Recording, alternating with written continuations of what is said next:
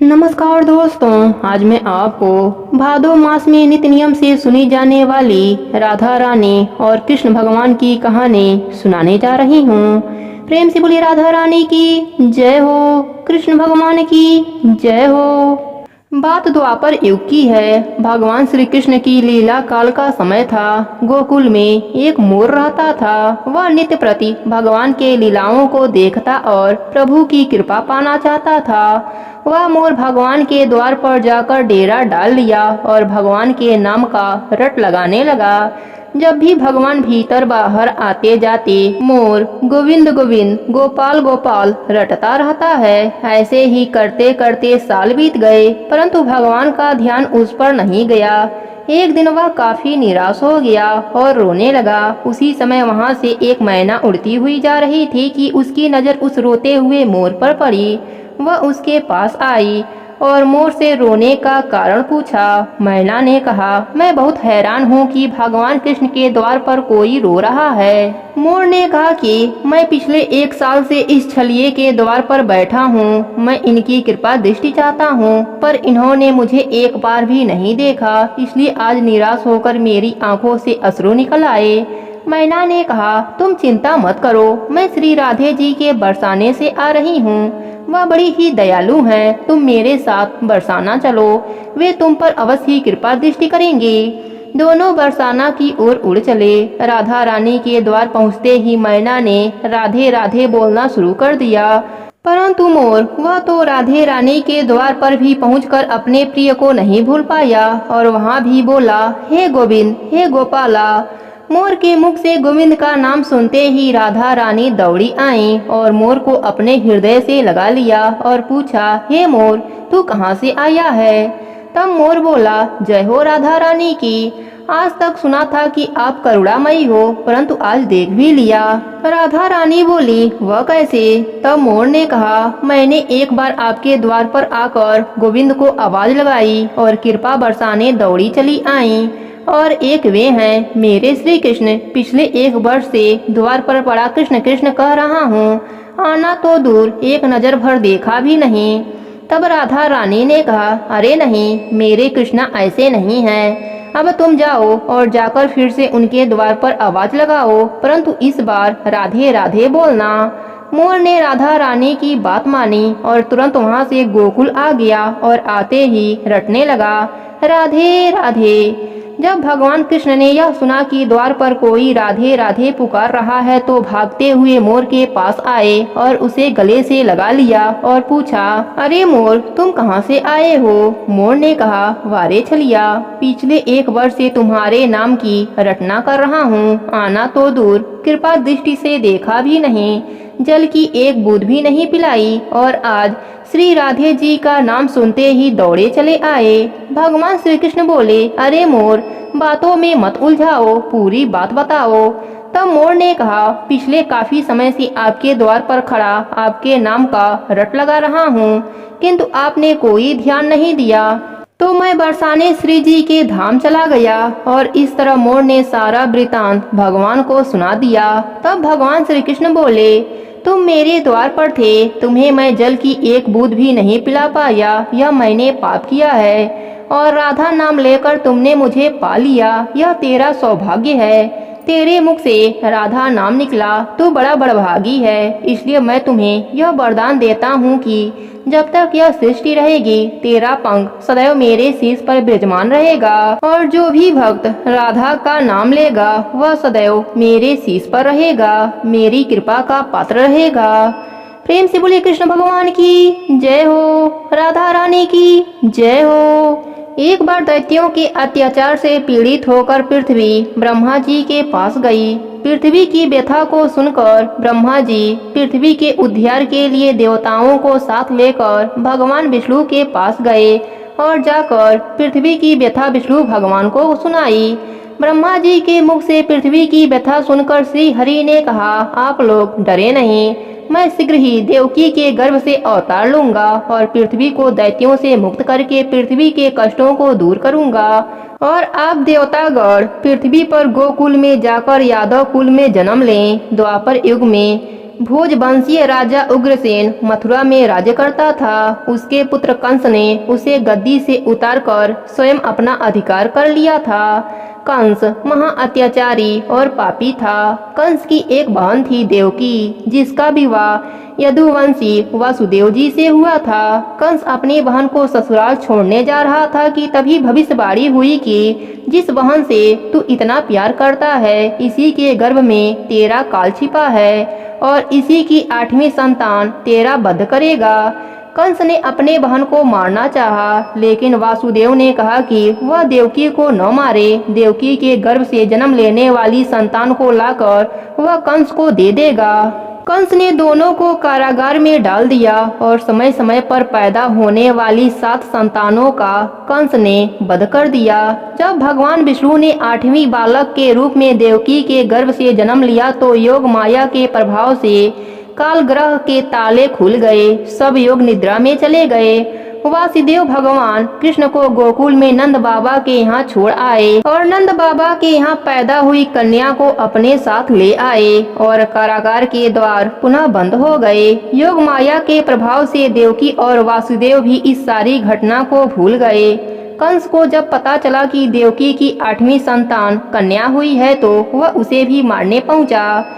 जैसे ही कंस ने कन्या को मारने के लिए धरती पर पटका, वह हाथ से छूटकर आकाश में चली गई और बोली, मुझे क्या मारता है? तुझे मारने वाला तो गोकुल में जन्म ले चुका है, जो कि शीघ्र ही तेरा अंत करेगा। गोकुल में नंद जी के घर पर भगवान कृष्ण का लालन पालन बड़े ही चाव से किया गया। जब भगवान श्री कृष्ण कुछ बड़े हुए तो उन्होंने कंस का वध कर धरती को भार मुक्त किया और अपने माता देवकी वासुदेव को कंस के कारागार से छुड़ाया।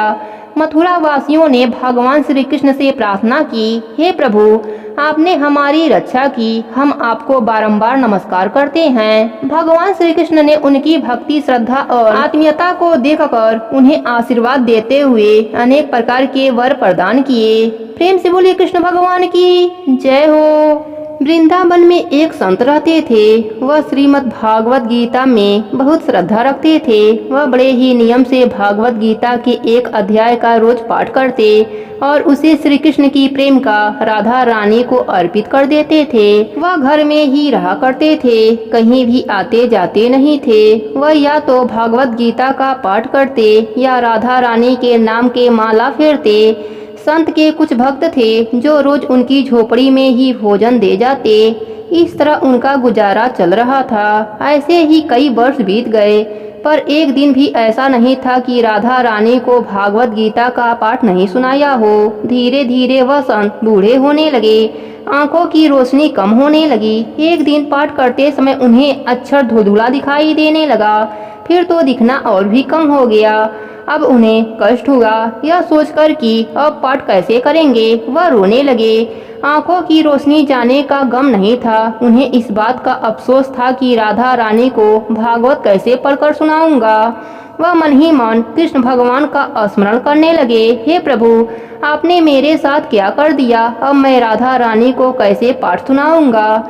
इसी सोच में वह भूखे ही रह गए। वह राधा रानी को पाठ सुनाने के बाद ही भोजन करते थे। दिन बीत गया और शाम होने लगी।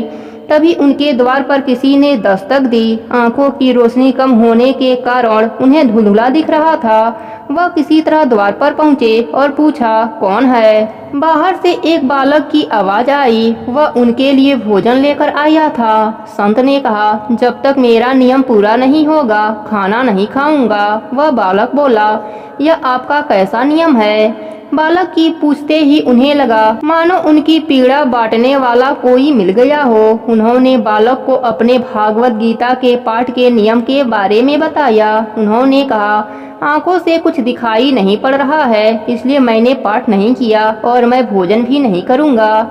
यह कहकर वह दुख से रोने लगे। बालक ने कहा, आंखें चली गई इसीलिए आप दुखी हैं? संत ने जवाब दिया, नहीं, मैं आंखों के लिए नहीं बल्कि यह सोचकर परेशान हूँ कि राधा रानी को पाठ कैसे सुनाऊंगा। बालक ने कहा, बाबा मैं थोड़ी देर में आता हूँ। यह कहकर वह चला गया। पर कुछ ही देर में हाथों में पट्टी लिए लौट आया और बाबा को पट्टी देकर बोला, इसे आप अपने आंखों पर बांध लो। संत को पट्टी पकड़ा कर वह बालक फिर से चला गया। बाबा दुखी मन से अंदर जाकर भूखे प्यासे जमीन पर लेट गए। उन्होंने सोचा जरूर किसी वैद्यराज का लड़का होगा। उसने आंखों का इलाज करने के लिए कुछ औषधि पट्टी में लगाई होगी। यह सोचकर उन्होंने आंखों पर पट्टी बांध ली और सो गए। दूसरे दिन प्रातःकाल जब वह सोकर उठे, उन्हें सब कुछ साफ साफ दिखाई पड़ रहा था। संत की खुशी का ठिकाना न रहा। उन्होंने पट्टी को देखना चाहा कि इसमें क्या दवाई लगाई थी जिससे मेरी दृष्टि वापस लौट आई। उन्होंने देखा पट्टी में राधा रानी का नाम लिखा हुआ था। यह देखकर खुशी से संत के आंखों में आंसू आ गए। उन्होंने कहा, राधा रानी आपकी महिमा अपरंपार है। श्लोक सुनने में आपको भी अच्छा लगता है। यह कहकर वह उठे और नहा धोकर भागवत गीता का पाठ करने बैठ गए। आज उनकी बाड़ी में नया जोश था, क्योंकि स्वयं बाके बिहारी कृष्ण भगवान और राधा रानी ने उन्हें दृष्टि प्रदान की थी। तो देखा दोस्तों, सच्ची भक्ति का फल, सच्ची भक्ति से सब कुछ मिल जाता है। प्रेम से बोलिए राधा रानी की जय हो, कृष्ण भगवान की जय हो। बरसाना गांव में एक बुढ़िया माई रहती थी। उनका कोई नहीं था, बस इधर उधर से गुजारा बसर हो जाती थी। लेकिन वह कभी भी खुद को अकेला नहीं समझती थी। उनके लिए तो उनकी लाडली श्री राधे ही सब कुछ थीं। हर समय जीभा पर एक ही नाम रहता था, मेरी राधे मेरी लाडली। गांव की सभी महिलाएं दूध दही की मटकियां भरकर हाट बाजार में बेचने जाती थीं। लेकिन उससे पहले वह लाडली के महल के सीढ़ियों का दर्शन करने जाती थीं। लेकिन मैया के पास तो न दूध था न दही, लेकिन मन में चाह रहती कि मैं भी इन सब के साथ श्री जी के महल की सीढ़ियों का दर्शन करूं। एक दिन जब बुढ़िया माई को रुका नहीं गया, तब बुढ़िया माई खाली मटकी लेकर उन सब के साथ चल पड़ी। जब गांव के औरतों ने पूछा, मैया इस मटकी में आज क्या लेकर आई हैं? तब मैया झूठ ही कह दिया कि इसमें तो शहद है। मैया जब सबके साथ श्री जी के महल के सीढ़ियों पर पहुंची तो मैया को ऐसा लगा कि जैसे उनको आज वह सब कुछ मिल गया है, जिसकी उन्होंने कभी भी कल्पना नहीं की थी। बस मुख से एक ही नाम रटे जा रही थी, मेरी लाडली श्री राधे। जब यही सिलसिला कुछ दिनों तक चलता रहा तो गांव के कुछ लोग जो हाट में थे, उन्होंने मैया से पूछा कि मैया मटकी में क्या बेच रही हो? मैया ने बताया, शहद है इसमें। जब किसी ने मैया से शहद देने को कहा तो मैया ने झूठ मूठ के एक पत्ते पर मटकी से शहद निकालकर दे दिया। यह देखकर उसने सोचा कि मैया वृद्ध हो गई हैं, इसलिए दिमाग में कुछ कमी आ गई है, इसलिए उसने भी झूठ मूठ के पैसे दे दिए। लेकिन जैसे उसने उस पत्ते से खाली अंगुली जीभ पर रखी तो उसे अद्भुत मिठास खुशबू वाले शहद का स्वाद जीभ पर आया। फिर उसने 2-3 बार ऐसे ही किया। उसे हर बार ही वही शहद का स्वाद जीभा पर आया, लेकिन पत्ते पर कुछ नहीं था। उसने देखा तो मैया की मटकी भी खाली थी। यह बात धीरे धीरे पूरे गांव में फैल गई। अब तो मैया के पास भीड़ लगी रहती उस शहद के स्वाद के लिए। सब यही कहते कि मैया के पास जादू की मटकी है जिसमें अद्भुत शहद निकलता है। गांव का एक मस्तीखोर लड़का, जिसे एक शरारत सूझी कि यह जादुई मटकी तो मेरे पास होनी चाहिए, यह बुढ़िया माई के पास क्या करेगा, मैं इससे बहुत पैसा कमाऊंगा। एक दिन उसने मैया के घर चुपके से प्रवेश किया और मटकी चोरी करके ले आया और लाकर जब उसने यह देखने के लिए मटकी के अंदर क्या है, उसने उसमें झांका तो उसमें से ढेर सारी मधुमक्खियां निकलकर उस पर चिपक गईं। उसके सारे शरीर को काट डाला और पूरा शरीर सूज गया और दर्द से तड़पने लगा। जब यह कृत्य उसकी माँ को पता चला तो वह सब समझ गई।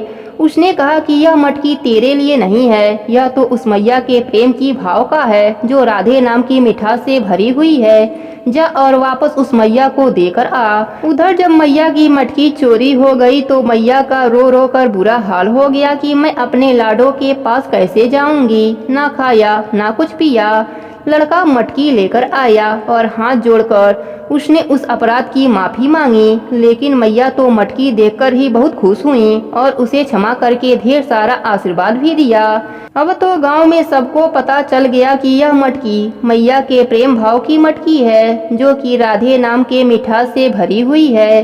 श्री राधे नाम की महिमा का तो हम वर्णन ही नहीं कर सकते। बस इतना ही कहेंगे, जो राधा राधा रटते हैं वह प्रिया शरण में रहते हैं। करती हैं कृपा वृषभानु सुता, वही महल बुलाए जाते हैं। दरबार में राधा रानी के दुख दर्द मिटाए जाते हैं। दुनिया के सताए लोग यहाँ सीने से लगाए जाते हैं। प्रेम से बोलिए राधे राधे। एक संत बरसाना में रहते थे और हर रोज सुबह उठकर यमुना जी में स्नान करके राधा जी के दर्शन करने जाया करते थे। यह नियम हर रोज का था। जब तक राधा रानी जी के दर्शन नहीं कर लेते तब तक जल भी ग्रहण नहीं करते। दर्शन करते करते उनकी उम्र 80 वर्ष की हो गई। आज सुबह उठकर रोज की तरह उठे और यमुना में स्नान किया और राधा रानी के दर्शन को चले गए। मंदिर के पट खुले और राधा रानी के दर्शन करने लगे।